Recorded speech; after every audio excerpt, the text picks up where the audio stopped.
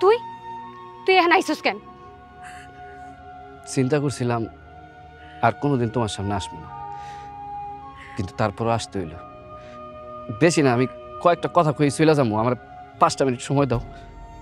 আমি 1 থেকে 3 গুনবো, এর মধ্যে যদি তুই না যাস তাহলে আমি জুতা দিয়া তোর মারবো। তোমার যা খুশি তুমি তাই করো, আমার শুধু 5টা মিনিট সময় দাও। 1 বিশ্বাস করো আমি বিয়া করি নাই। 2 তুমি আমার বাড়িতে চলো, তোমার সামনে আমি ওই মেয়ের সাথে কথা কম।